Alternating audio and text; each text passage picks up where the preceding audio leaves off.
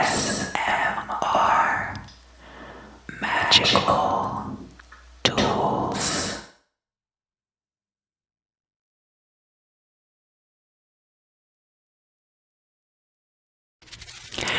Hello, Aries. Hello, hello, hello, hello, hello.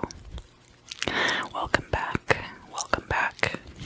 So, my decks today are going to be Vampirella and this beetle guy. I don't want to end up saying his name too many times, so I just won't say it at all. But I think you know who I'm talking about. It's the ghost with the most, baby.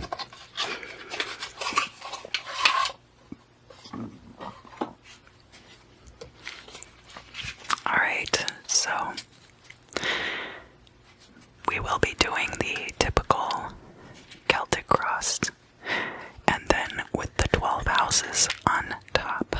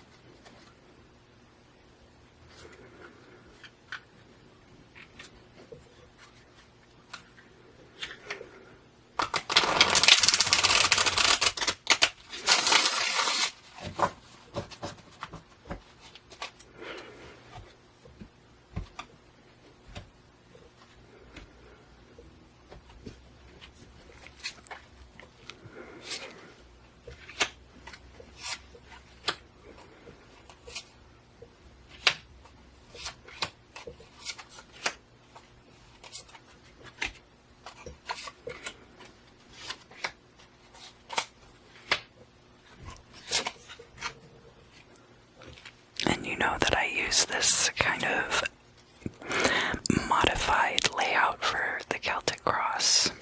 So this is the current state of affairs. This is kind of like the future up here. This is the future, and the current state of affairs and the past.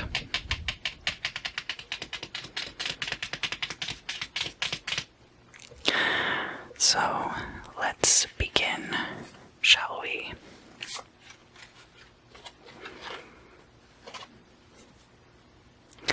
We have the Two of Wands and the Empress. So the Empress is crossing the Two of Wands. Two of Wands is an energy of evaluating options. Evaluating. So if the Two of Swords is choosing between two options, the Two of Wands is looking to see what is available. It's making lists. It's looking through your contacts in your phone. It's going on social media to check out what is going on in the world around you. And the Empress card crossing this is very good because it means that you will have a divine creative energy behind you, and that you will also be quite appealing to others.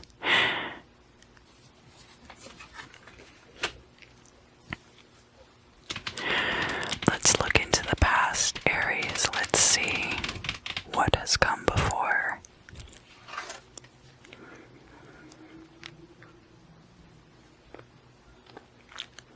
And we have the Knight of Wands, which is fire of fire energy. This is a very hot, passionate kind of an energy, because this is Wands. We already have a couple of Wands here on the table, and this could definitely be speaking to the Aries in your chart, but it could also be other fire energy. This could be a fellow fire sign.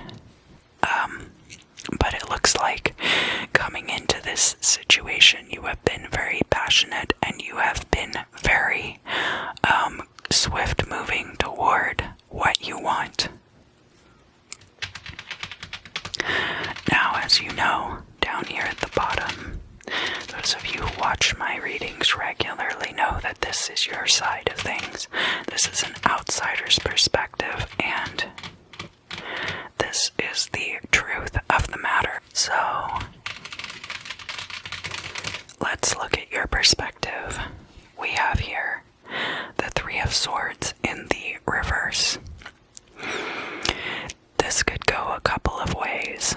So, the Three of Swords could be you feeling like you have to ameliorate those around you to avoid conflict.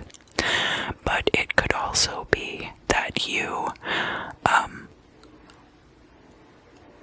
are moving away from people who always seem to argue with you or seem to cause trouble for you, and that you're moving away from those situations. Let's look here at the outsider's perspective, on your situation.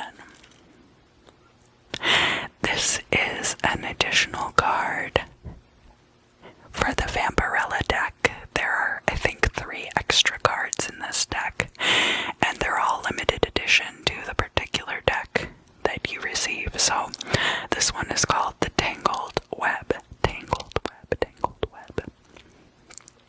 It could be that the people around you perceive you as being trapped by complicated situations.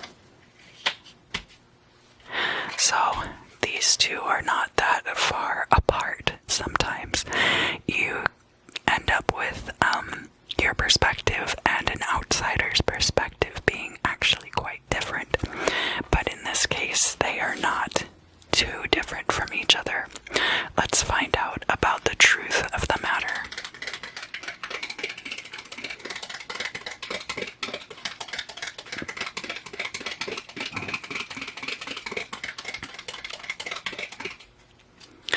We have the Queen of Pentacles in the reverse.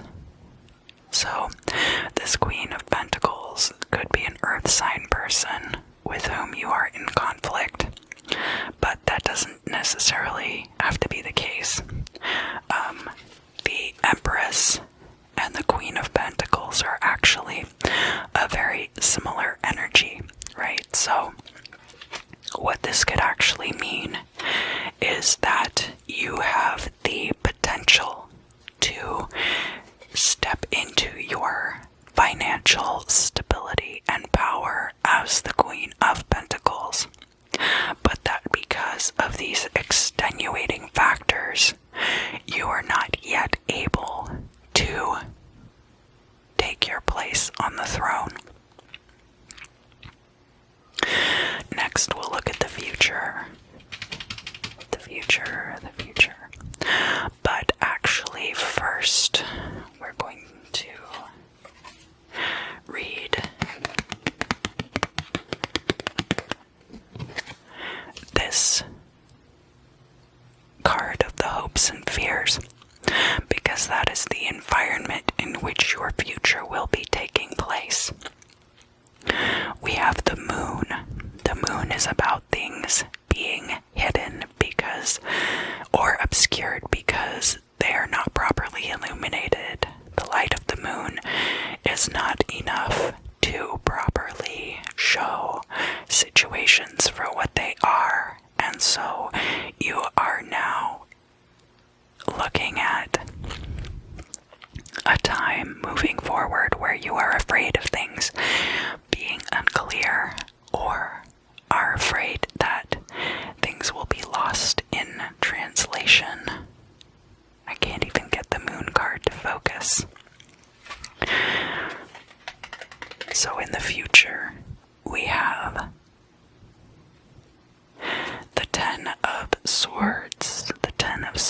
means an ending.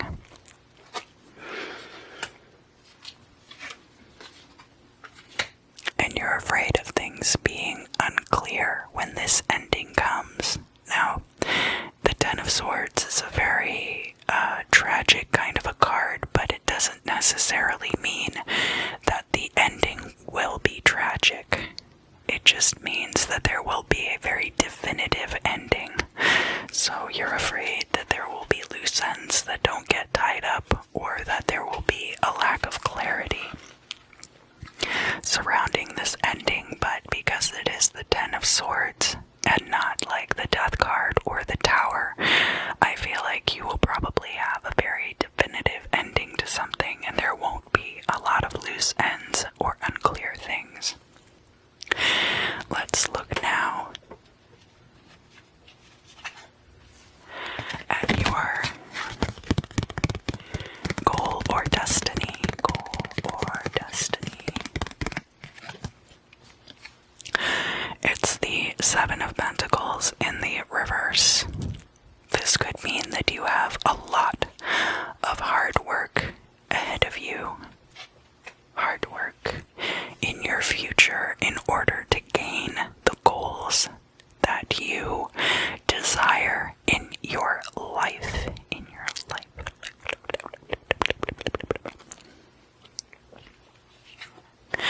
And now finally,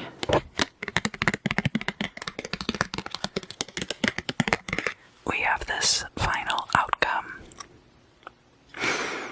which is the Eight of Pentacles in the reverse. So I do see coming in for you in the future a new job situation, a new opportunity to earn money, but it is going to require a lot of hard work. It is good though that we have the Seven and Eight of Pentacles coming out here together like this. It really ties everything up nicely, and it does make a lot of sense then that this Queen of Pentacles is in the reverse down here. You just think, why am I not further along? You know, I am giving off this radiant Empress energy and people are not appreciating it.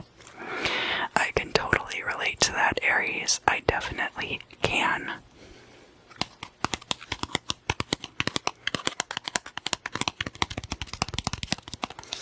Now let's check in with the ghost with the most. Ghost with the most. Ghost with the most. I'm going to use these cards then to lay out on top a 12 houses spread. And we will read it in conjunction with the cards that are already out here on the table. But it'll give us just a little bit more insight.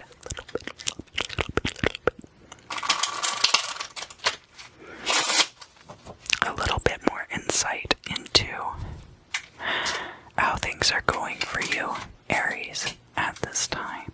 So the first house is the house ruled by Aries. It's the house of self, and it is also the house of beginnings, and it's right over here near the past. So in that position we have the Four of Swords, and we have Beetle Drink guy here sitting on top of a tombstone.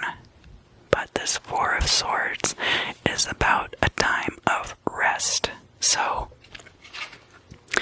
it could be that you were in a time of resting, but that you were really chomping at the bit with this Knight of Wands here, wanting to move forward with your life. Boy, Aries, that is a relatable energy, I tell you what. Next, we're going to look at your second house. So that second house is the house of finance and possessions.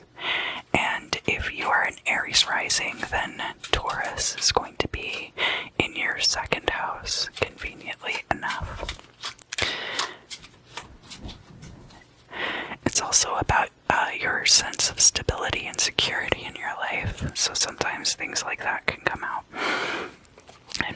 we have this Three of Swords down here that the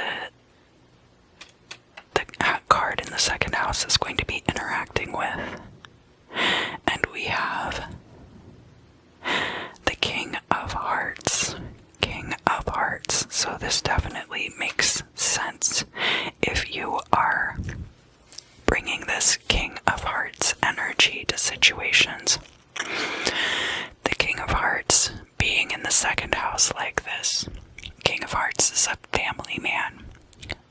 Somebody who tries to promote stability in other people's lives. And of course, as we see here, that might be at the expense of your own stability. The third house. Third house is communication. It can also have to do with family members and neighbors and your immediate environment. The neighborhood you live in, running errands. And we have the Two of Wands coming out here again. So we had the Two of Wands right off the bat. And then we have the Two of Clubs coming out, the Two of Wands in your third house.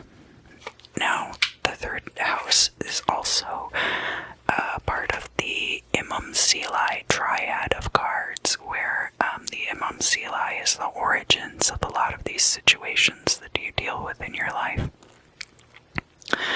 This Two of Wands here now is next to this Queen of Pentacles and this Three of Swords. So you're able to see clearly in this particular case what your options are and what your situation is. And this may or may not be how you want it to be, but you are at least aware of your surroundings.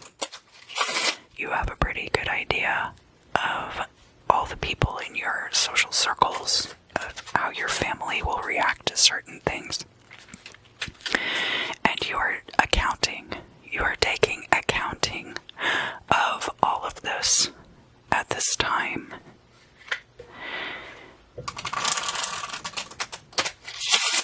And this could be one of the factors that you're looking at these things and you're like, well, how am I not in my Queen of Pentacles energy yet? And sometimes it doesn't make sense. Alright, so we have a jumper here. This jumper is going to go into your fourth house. And the fourth house is your home and family life. So we might end up looking at finance and stability too a little bit. And this is the other side of the Imam Silai, the third and fourth houses. The cusp between those two is your Imam Silai, and it tells you a lot about your early origins, and can tell you a lot about your upbringing sometimes too. And in this case, we have the Jack of Pentacles. So the Jacks can be like the pages, but they could also be like the knights, depending on context and how the rest of the reading comes together.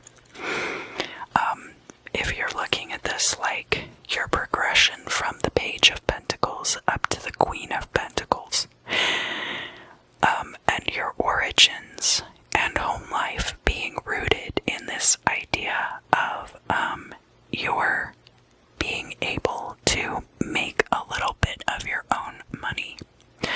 Whether growing up this might have been a lemonade stand, it might have been that this was emphasized to you, maybe you were regularly given an allowance by your parents.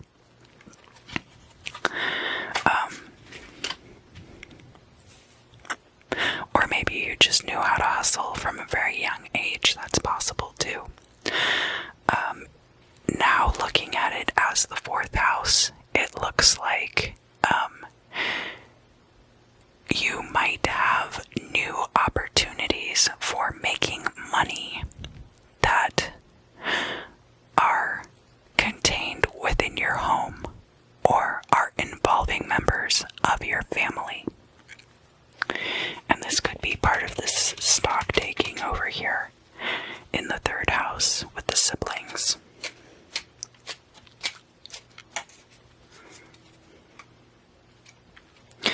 Now we'll look at the 5th house. The 5th house is creativity, romance. It's ruled by your fellow fire sign Leo. Can also have to do with children.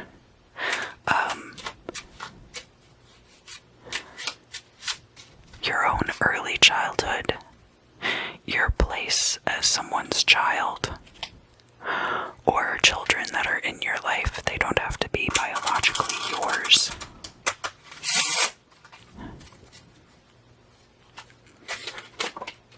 Oh, we got another jumper. Cool.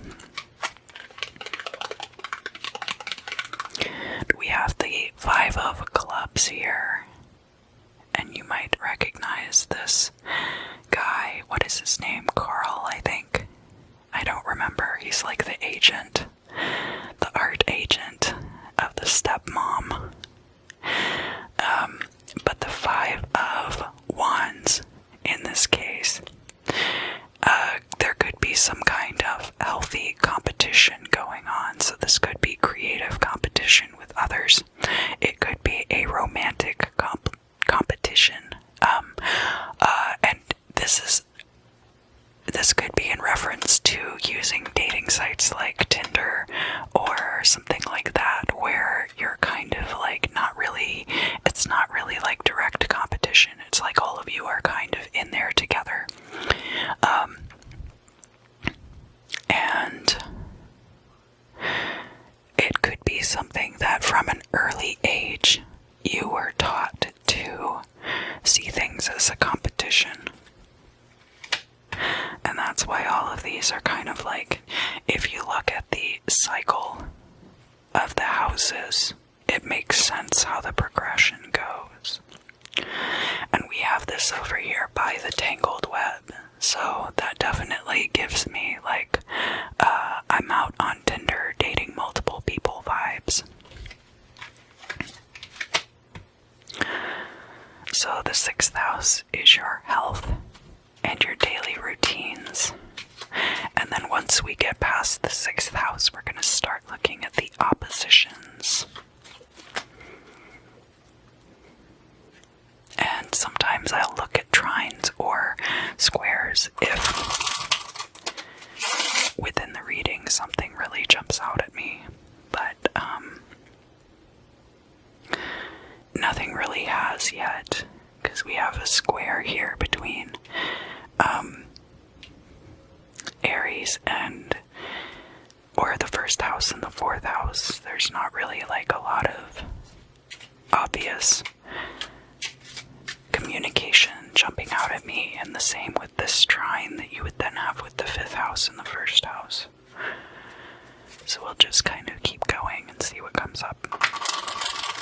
But we'll be talking about the oppositions for sure. Oppositions.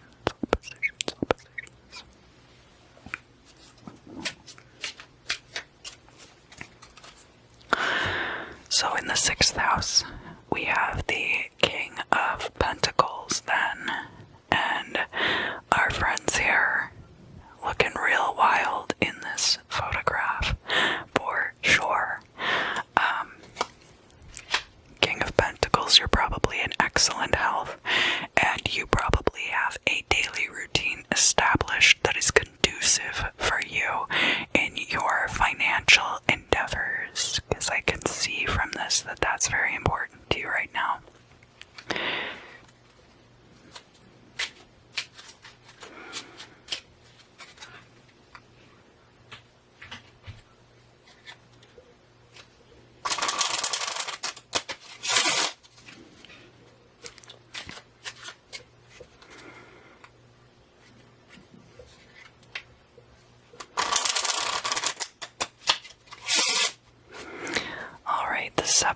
house. 7th house is about your partnerships. It can also be about open enemies, because the basis behind the 7th house, which is ruled by Libra, is the parity that exists between you and other people, because it forms a trine with Gemini. You can think of it as Gemini is two siblings asking each other, how are we different? And then parity in the 7th house is two people who are either in love, in business together, or mutually hate each other, asking, how are we the same? And we have here the 10 of Swords coming out again, right on top of that other 10 of Swords, which is in the future. In the future. So, there's definitely going to be some kind of ending. This could be legal proceedings. It can be a long-term relationship or marriage, but it could also be a business partnership dissolving.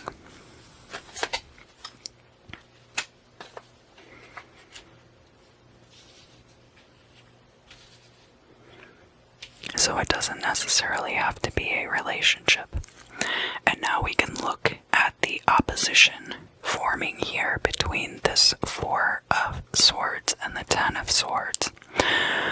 So there having been a time of rest in the past, and it looks like what possibly could have been happening is that in the past there might have been some working out of these details of how this split was going to occur, but this is kind of the lull, and then finally this is everything getting taken care of and all of the loose ends being tied up for that situation. Next, we're going to look at the 8th house, death, sex, and other people's resources. Physical intimacy is one of another person's resources, and death, we're talking about transitions here more than anything else. So 1st house is beginnings, 12th house is endings, and the 8th house has to do with transitions between beginnings and endings. You're far enough into a cycle to start planning your next move. And so here in the 8th house we have the 7 of Swords. You've been getting a lot of swords and a lot of pentacles in this reading.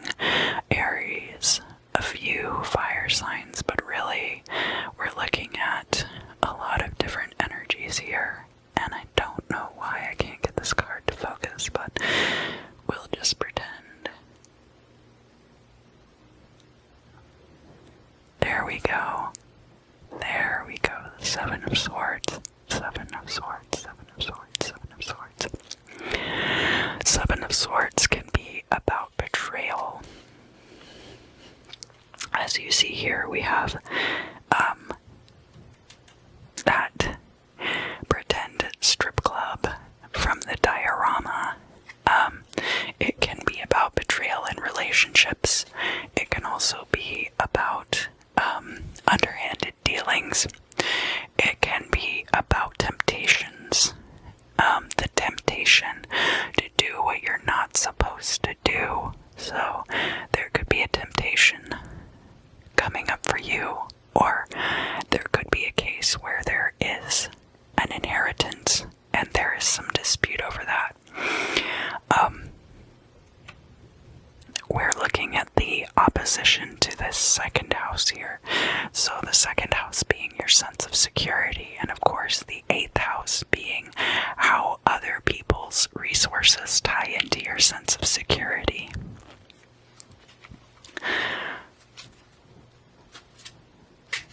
So there might be cases where someone else is making you feel insecure about either your finances or the stability of your life is being thrown off, and we do have a lot of cards about that down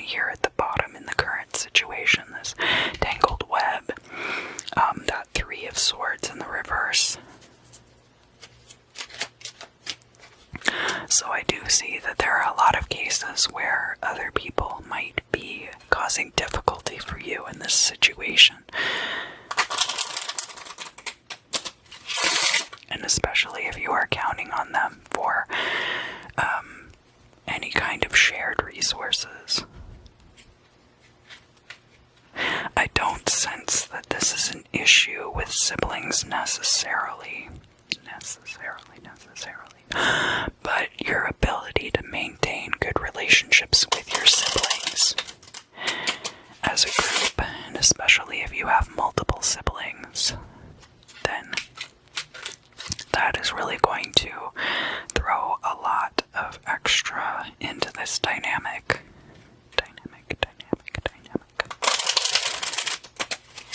Now we're looking at the midheaven.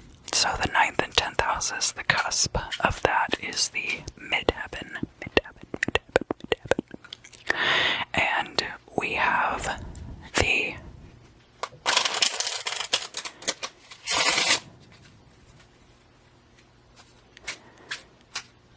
ninth house in opposition to the 3rd house. So the 3rd house is about your immediate surroundings, and the 9th house, which is ruled by Sagittarius, is about all of the things that you do to elevate yourself. Spirituality, long distance travel as opposed to short distance travel, involvement with higher education as opposed to communication. So it's more like extensions of all of these 3rd house properties as opposed to being completely in opposition to them. And we have the 3 of Hearts here, which is good. There is a tight-knit friend group involved that may end up helping you to find this new job situation, or might help you with all of this hard work that's going to be coming in the future.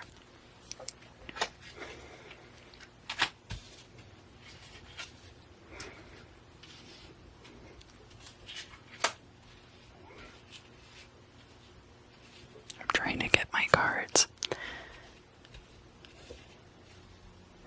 There we go. Get them all nicely laid out so you can see everything. See every little thing, every little thing, every little thing. So now the 10th house. The 10th house is career, and it's ruled by Capricorn. And the energy of that house is, you think about what a career represents. It is your ability to incorporate resources into your own life. So, earning money, doing something, but also how you are able to exploit situations for your own benefit.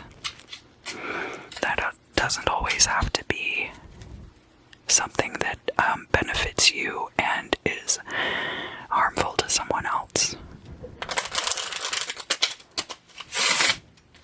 Sometimes you can do things that are exploitative for mutual benefit for everyone involved. But it's important to really look at your footprint when you're doing that, and not just assume that everybody else has what they need.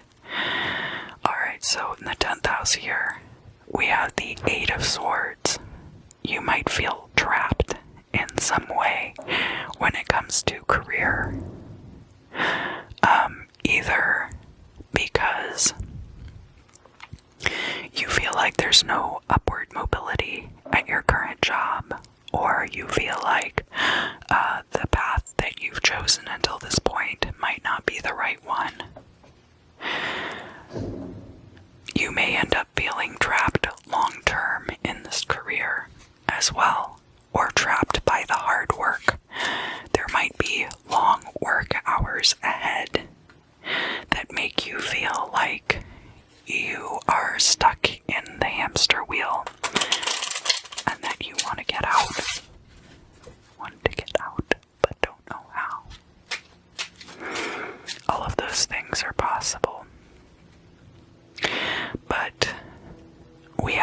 finished looking at this reading yet. Look now at the 11th house.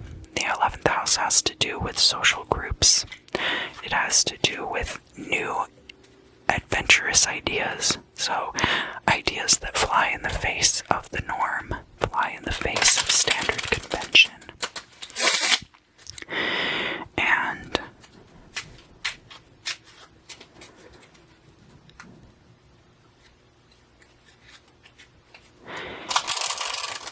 the 11th house is also in opposition to the 5th house of creativity and romance. So think about how all of those things can be extended into groups. Rather, I really wish that my neighbor would not leave his house 3 times and slam the door each time, every time he leaves his house. I really do apologize for that. There's really nothing I can do about it. Anyway, back to the 11th house. We have the 9 of Pentacles, which is an excellent card. So now we have the progression 7, 8, 9 of Pentacles in the 11th house.